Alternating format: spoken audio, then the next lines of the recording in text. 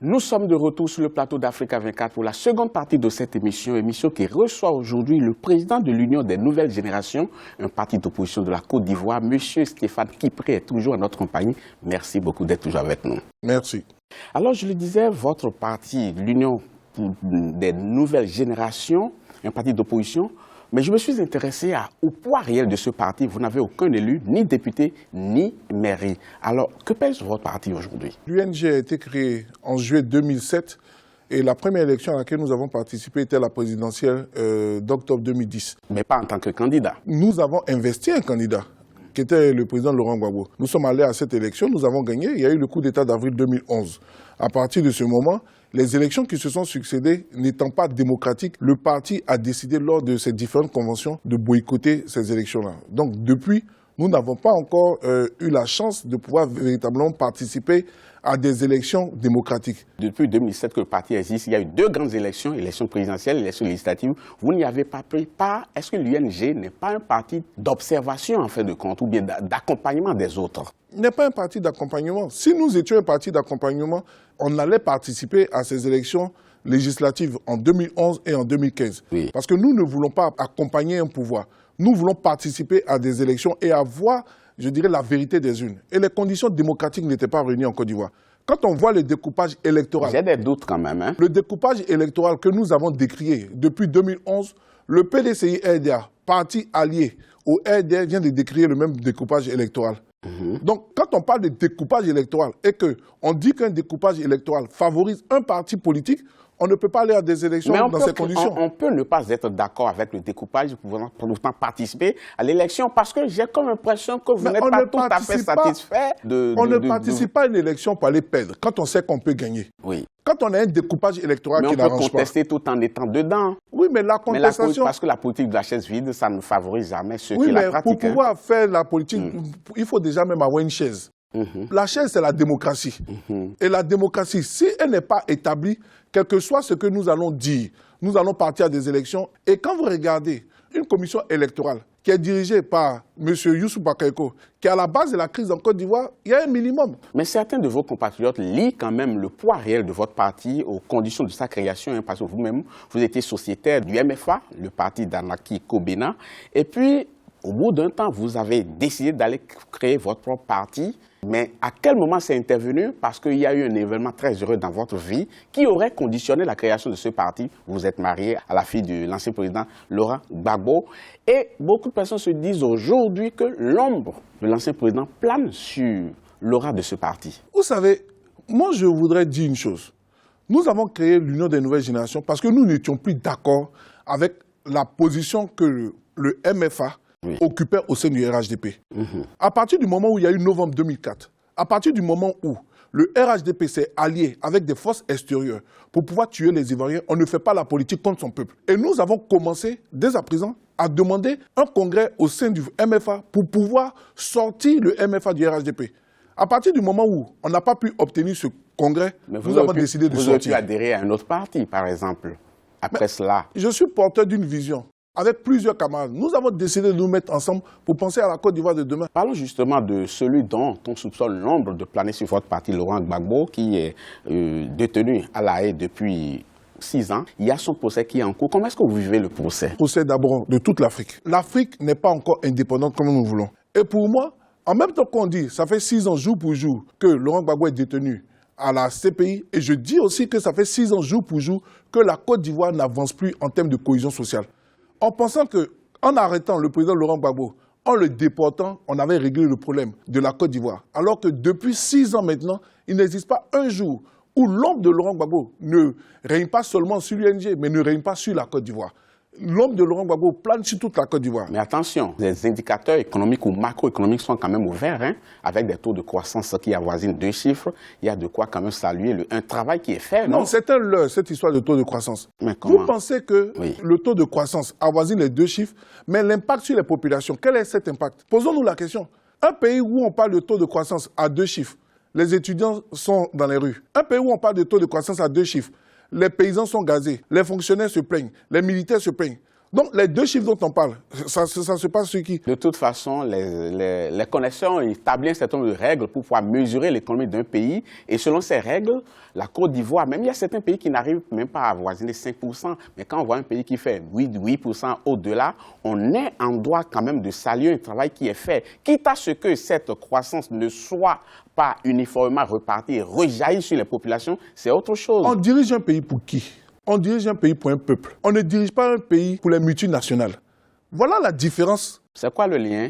Pourquoi parlez-vous des multinationales? Parce qu'il n'y a pas d'impact économique sur les populations. Les Ivoiriens, quand on leur pose la question, on leur dit quoi? Nous ne mangeons pas les ponts, nous ne mangeons pas du goudron. C'est vrai, vous avez dit qu'on peut construire autant de ponts qu'on veut. Mais si le peuple a faim, si le peuple n'arrive pas à se nourrir, quel est l'impact de cette économie-là? On va revenir au procès de Laurent Gbagbo. Des témoins se succèdent à la barre. Vous suivez certainement sur les antennes d'Africa 24 l'intégralité de ce procès-là. Mais est-ce que, de la manière dont les choses se passent, c'est bien pour la suite pour Laurent Gbagbo? Plus de 30 témoins du procureur, des témoins qui étaient supposés être des témoins à charge, sont des témoins à décharge. Je pense que nous devons comprendre que... Il faut nuancer un peu, hein? Non, je le dis. Pas tous. De ce que moi j'ai vu, de ce que nous entendons, oui. Tous les gros témoins que le procureur pensait avoir, aujourd'hui, sont passés à la barre et ont été tous unanimes. Le plan commun que la CPI a voulu mettre en avant n'existe pas. Le président Laurent Gbagbo est l'otage d'un pouvoir. Pensant que Gbagbo Laurent, loin de la Côte d'Ivoire allait mieux se porter ou ce pouvoir allait mieux diriger. Mais je voudrais dire que 6 ans après, on se trompe. Et 6 ans après, il faudra reconnaître une chose, que la Côte d'Ivoire a besoin de Laurent Gbagbo pour jouer son rôle. Il est un vecteur indispensable à la réconciliation. Est-ce que vous êtes confiant pour la suite du procès? Je suis très confiant. Je pense que la vérité va éclater. Vous dites que la vérité va éclater. On se retrouvera à l'issue de ce procès, ici dans ce studio encore, pour voir est-ce que les fruits ont tenu la promesse des fleurs. Mais avant, vous-même, depuis la crise post-électorale, vous êtes en exil, vous vivez en exil en France. Est-ce que les conditions ne sont pas suffisamment réunies? C'est à cause de ça que vous n'êtes pas rentré ou bien vous faites déjà le programme de rentrée en Côte d'Ivoire? J'ai été contraint à l'exil. Ça veut dire quoi? Parce que la Côte d'Ivoire avait des problèmes. On traquait tous les Ivoiriens, on traquait tous ceux qui étaient... non, pas tous les Ivoiriens. Il y a pas mal d'Ivoiriens qui sont encore là-bas. On traquait tous ceux qui se reconnaissaient en Gbagbo Laurent. Et aujourd'hui, ce que je veux dire, il y a 2 manières de rentrer d'exil aujourd'hui. Il y a ceux qui rentrent avec une feuille de route du gouvernement en place. C'est ceux qui rentrent et passent par le bureau du ministre de l'Intérieur et aujourd'hui ne sont pas dérangés en Côte d'Ivoire. Et il y a ceux qui rentrent pensant que la démocratie est revenue, la liberté d'expression est revenue en Côte d'Ivoire. Ceux-là se retrouvent encore en prison. Pour moi, je pense qu'aujourd'hui, je ne suis pas prêt à rentrer dans mon pays en ayant une feuille de route. Je voudrais rentrer dans mon pays parce que la démocratie est revenue en Côte d'Ivoire et pour que nous puissions exercer la liberté d'expression. Mais quels sont les indicateurs qui vous permettront de pouvoir mesurer pour dire, bon, maintenant, je peux rentrer dans mon pays? Sinon, avec ce discours, vous risquez de rester longtemps encore. Non, posons des actes forts. Il y a des prisonniers politiques en Côte d'Ivoire. Pourquoi le gouvernement en place ne prend pas une décision de libérer les prisonniers politiques lorsqu'ils savent qu'ils ne sont pas capables de juger tout le monde? Nous ne sommes pas pour l'impunité. Mais quand on n'est pas capable de pouvoir faire une justice pour tous, alors on prend une décision politique pour libérer tout le monde. Voilà 6 ans que nous avons connu une crise. Il y a eu des commissions d'enquête qui disent qu'il y a eu des morts de part et d'autre. Mais aujourd'hui, les partisans du président Laurent Gbagbo sont en prison, sont en exil. Qu'on me cite un seul cas d'une personne du camp de M. Ouattara qui s'est retrouvée devant la justice. Donc quand on n'est pas prêt à appliquer une justice équitable, on prend une décision politique et on tourne définitivement la page. C'est pour ça que je vous parlais de dialogue. Parce qu'en Côte d'Ivoire, jusque-là, il y a eu des forums de réconciliation.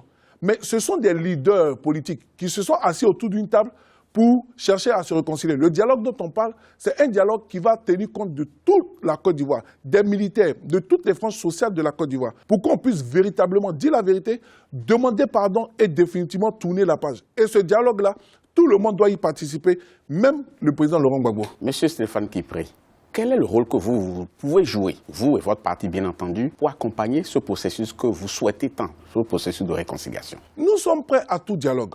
Oui, mais le dialogue, pour moi, c'est un trop grand mot dans lequel on peut inclure beaucoup de choses. Parce que dès qu'on va démarrer le dialogue, on dira que le dialogue, il n'est pas inclusif. Donc, il va falloir que de manière terre à terre, de manière très précise, chacun dise le rôle qu'il va jouer. Vous voulez le dialogue, mais ce n'est pas vous qui organisez le dialogue. Vous, en tant qu'individu, en tant qu'acteur politique, qu'est-ce que vous pouvez faire pour accompagner le processus de réconciliation? Mais aujourd'hui, ce qu'il y a à faire, il faut d'abord que le pouvoir en place prenne les devants.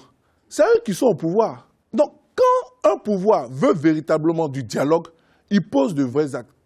La Côte d'Ivoire, depuis 6 ans, utilise le mot réconciliation comme un slogan de communication. Il faut poser des actes. Si aujourd'hui, il n'existe plus de prisonniers politiques en Côte d'Ivoire, si aujourd'hui, on crée les conditions pour que les exilés rentrent, les maisons sont libérées, les comptes bancaires sont libérés, pourquoi pensez-vous qu'un Ivoirien, en tout cas comme moi, qui aime son pays, puisse se retrouver dehors? Votre domicile à vous est occupé? Mon domicile est occupé.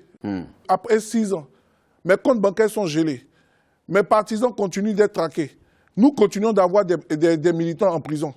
Donc, ce n'est pas à moi de poser l'acte. C'est ceux qui ont le pouvoir qui doivent poser l'acte. Je pense qu'il y a des gens qui se trompent. Moi, j'ai l'occasion et il y a la chance de voir le président Laurent Gbagbo très souvent. Il n'est pas dans un sentiment de revanche. Et je pense que c'est la peur. C'est bon à savoir.